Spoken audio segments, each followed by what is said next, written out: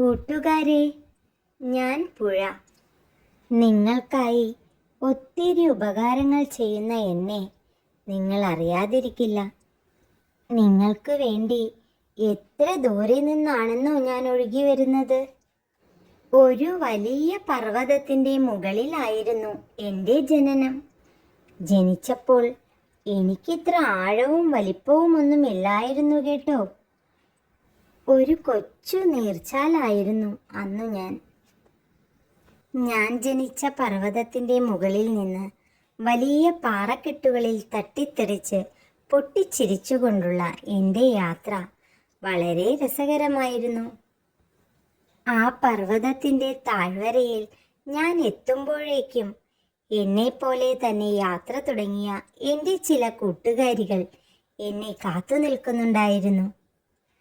പിന്നെ അവിടെ നിന്ന് ഞങ്ങൾ ഒന്നായി യാത്ര തുടർന്നു. താഴ്വരകളിൽ വിരിഞ്ഞു നിൽക്കുന്ന മനോഹരമായ പുഷ്പങ്ങൾ ഇളം തെന്നലിൻ്റെ താളത്തിനൊത്ത് ചാഞ്ചാടുന്നത് കാണുമ്പോൾ അവർ എനിക്ക് യാത്രാമംഗളങ്ങൾ നേരുന്നതായി തോന്നി. താഴ്വരയുടെ മനോഹാരിതയിൽ നിന്ന് ഞാൻ ഒഴുകിയെത്തിയത് ഘോരവനങ്ങളുടെ ഇടയിലേക്കാണ്. എത്രയെത്ര മൃഗങ്ങൾ, പക്ഷികൾ, എന്തു രസമാണെന്നോ അവയെ കാണാൻ. അവരിൽ ചിലരൊക്കെ എന്നെ കാണുമ്പോൾ ദാഹജലത്തിനായി ഓടിയെത്താറുണ്ട്. ഞാൻ ഒരിക്കലും അവരെ നിരാശരാക്കാറില്ല. അതുകൊണ്ട് തന്നെ അവർക്കെല്ലാം എന്നെ എന്തിഷ്ടമാണെന്നോ. കാടിൻ്റെ സൗന്ദര്യത്തിൽ മതിമറന്നൊഴുകിയ ഞാൻ നാട്ടിൻപുറത്തെത്തിയത് അറിഞ്ഞതേയില്ല. കേരവൃക്ഷങ്ങളുടെയും പുഞ്ചവയലുകളുടെയും നടുവിലൂടെയാണ് പിന്നെ ഞാൻ യാത്ര ചെയ്തത്. അവിടെയായി കൊച്ചു വീടുകൾ, അതിനു മുമ്പിൽ ഓടിക്കളിക്കുന്ന കുട്ടികൾ, തീരങ്ങളിൽ തലയാട്ടി നിൽക്കുന്ന പൂമരങ്ങൾ. എന്തെല്ലാം മനോഹരമായ കാഴ്ചകളാണെന്നോ എൻ്റെ മുമ്പിൽ. എല്ലാം ആസ്വദിച്ച് മന്ദം മന്ദം ഞാൻ ഒഴുകി നീങ്ങും. പല വർണ്ണങ്ങളിൽ തുള്ളിക്കളിക്കുന്ന ചെറുതും വലുതുമായ മീനുകൾ എൻ്റെ ഭംഗി കൂട്ടും. അവയെ കാണാൻ എത്രയെത്ര ആളുകൾ വരുമെന്നോ. പക്ഷേ ചിലരെല്ലാം അവയെ ഉപദ്രവിക്കാൻ ശ്രമിക്കും. അതെനിക്ക് താങ്ങാനാവില്ല. ഞാൻ എൻ്റെ ഒഴുക്കിൻ്റെ വേഗത കൂട്ടും. ഋതുക്കൾ മാറുന്നതിനനുസരിച്ച് എനിക്കും രൂപമാറ്റം വരാറുണ്ട് കേട്ടോ. മഴക്കാലത്ത് ധാരാളം ജലം ഒഴുകിയെത്തുന്നതോടെ ഞാൻ അങ്ങ് വലുതാകും. എൻ്റെ ഒഴുക്കിനും വേഗത കൂടും. ചിലപ്പോഴൊക്കെ ഞാൻ കര കവിഞ്ഞൊഴുകാറുമുണ്ട്.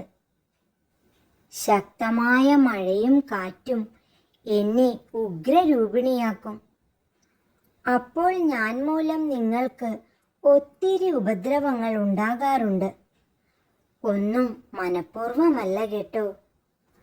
ഈ കാറ്റും മഴയും ഇതെല്ലാം എന്നെ കൊണ്ട് ചെയ്യിക്കുന്നതാണ്.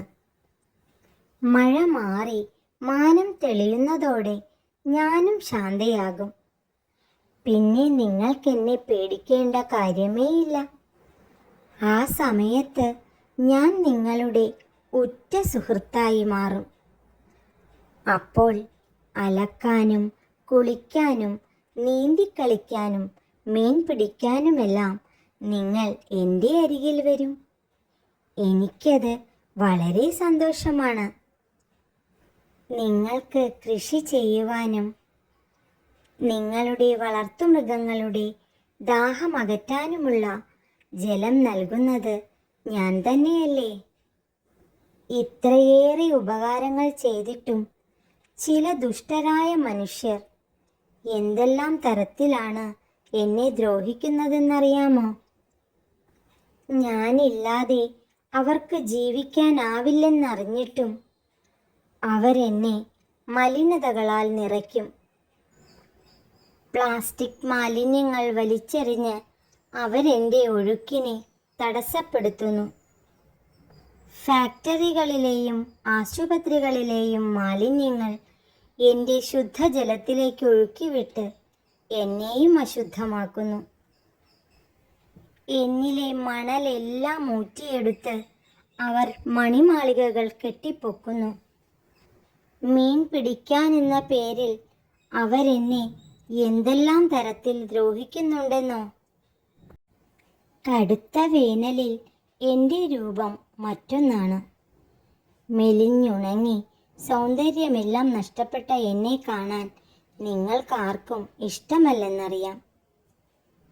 ആ സമയത്തും ചിലരെല്ലാം എന്നെ പരിഹസിക്കാറുണ്ട്. എൻ്റെ തീരത്തുള്ള സസ്യലതാദികളും പക്ഷിമൃഗാദികളും വെള്ളം കിട്ടാതെ വലയുമ്പോൾ അതെനിക്ക് ഒത്തിരി സങ്കടമാണ്. പക്ഷേ ഇതിലൊന്നും ഞാൻ തളരില്ല കേട്ടോ. എനിക്കറിയാം ചില മഴമേഘങ്ങൾ വഴിയിൽ എനിക്കായി കാത്തിരിപ്പുണ്ടെന്ന്. അവർ ഒരു കുളിർമഴയായി എന്നിലേക്ക് പെയ്തിറങ്ങുമ്പോൾ എൻ്റെ പഴയ സൗന്ദര്യം തിരിച്ചു കിട്ടും. വീണ്ടും ഉന്മേഷവതിയായി ഞാൻ എൻ്റെ യാത്ര തുടരും. അങ്ങകലെ എന്നെ കാത്തിരിക്കുന്ന കടലമ്മയുടെ അടുത്തേക്ക്.